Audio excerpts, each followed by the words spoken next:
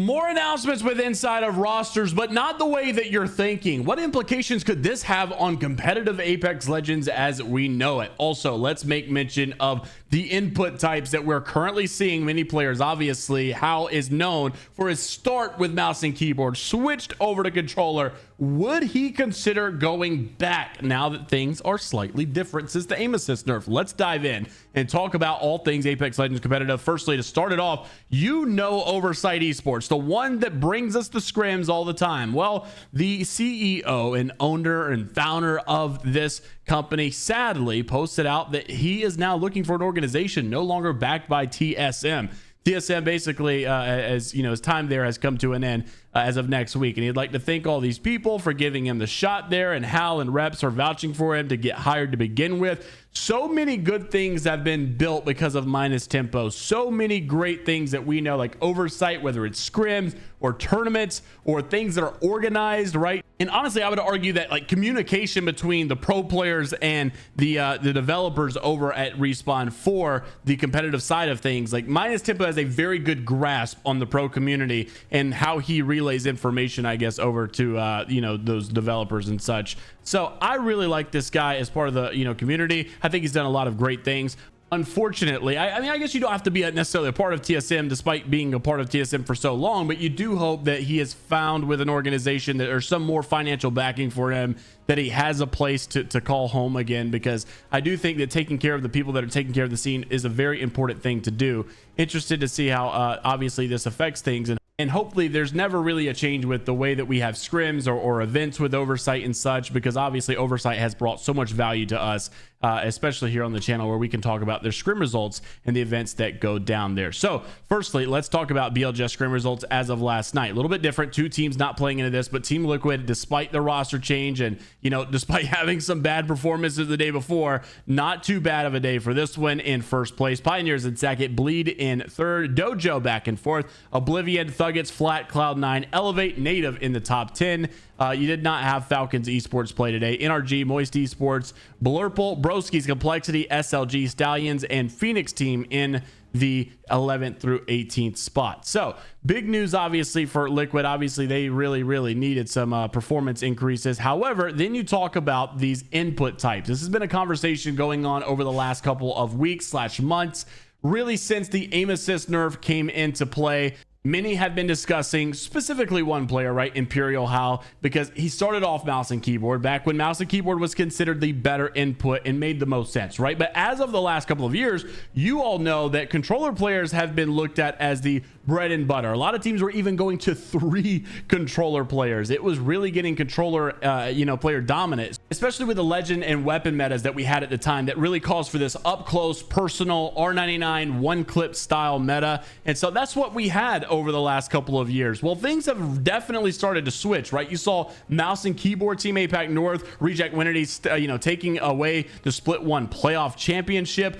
We've also seen Legends Gaming do really solid despite being triple mouse and keyboard. And then you're going more in this direction where mouse and keyboard players seemingly are having a good time again. So is it because specifically the aim assist nerf, or is it a little bit of both because the nerf and as well as the new legend meta changing and such? I think it's more so honestly the legend meta changing. I don't think these good controller players are getting worse. I don't think Genburten has gotten worse. I don't think that you know, Zainu is less of a shooter than he was, or Koiful. I think they're all still very solid, but something about mouse and keyboard is feeling incentivizing again, and so therefore we are seeing some players switch. We are seeing some players pick it up again, and we are seeing some of those players already play it succeed more than often. Question is whether or not, obviously, will ImperialHal take the switch.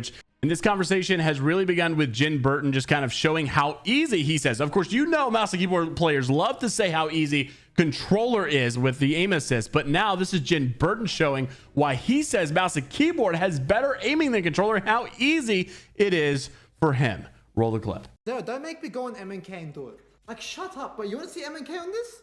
Look, this is MnK players chat, and they call themselves good. Look, I'm gonna put my one hand, look, one hand right here, on my head, and watch me hit 500. Watch. Wait, let me reload. 1 sec. Watch. I'm gonna hit 500 right here. Yeah, 494. See? Look, I'm chilling, I'm relaxing. I got my, I put my feet on top as well. I put my feet on top here. I'm over here, look. Oh wow, I'm so talented, guys. I'm a mouse and keyboard player. Wow, like look at that aim. Oh my god, I'm chilling and shooting like this, dude. Wow. You're so talented, dude. So much skill. At least controller havoc takes skill, you know? I'm not recall. Okay, there. I'm standing still. I'm not recoil smoothing. I'm not jitter aiming. And there's no aim assist on the backboard. What are you on about? You're coping. It's easy. I'm recoil controlling, dude. Like a Chad.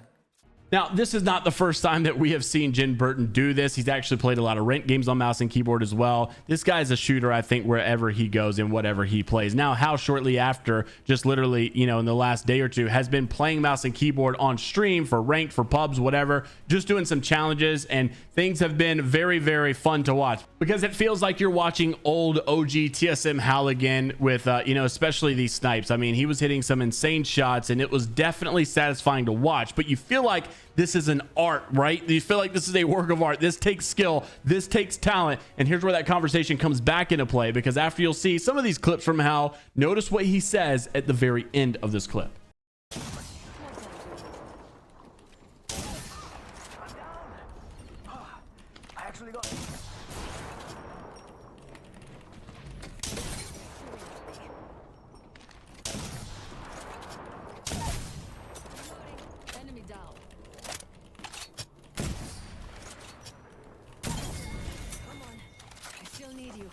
Took care of that one.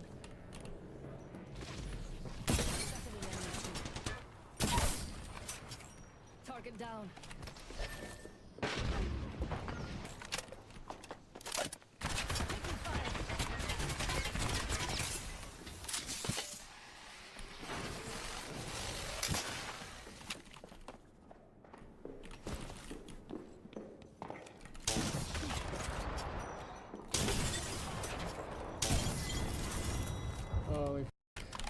That's too much stress and mouse key. So that's one thing that many players like to kind of admit, that while, you know, you may have this advantage here with MnK, advantage here with controller, at the end of the day, I think a lot of people can agree that MnK feels like you have to be like really warmed up. You have to be really ready. You have to understand what you're doing. You have to be at the top of your game. There's no room for error. You don't just get to say, oh crap, this guy's on me. Oh wait, good thing I've got, you know, I'm a controller demon. I just one clipped him. You have to be fully focused when you're on MnK. And by the time you get down with the game, you feel like your mental capacity is just worn out, right? And so that's why Hal says MnK is stressful. It really is. And especially at the pro scene, I can only imagine. I don't perceive any kind of switch or change from ImperialHal to go to mouse and keyboard like he once was. But obviously it's something that many would love to see and many are talking about, because now is probably the best time to do it of all times, if there was one. Interested to see what your thoughts are on that conversation down below. Also, just recently, Genburten, you guys probably saw, we talked about it a couple of days ago, had tweeted out just better design, kind of, you know, antagonizing Hal and Zero, that he's mine now. How could you let someone like Genburten go on the free market? That's just crazy. Obviously, he's going to upgrade any team out there. Hal already calling that Jin's going to leave him right after champs. Is that something that you guys perceive? Do you think Genburten Timmy design is a full, you know, long-term roster? Or is it just one of these randomized, just last minute rosters that comes together, plays one event and breaks up afterwards?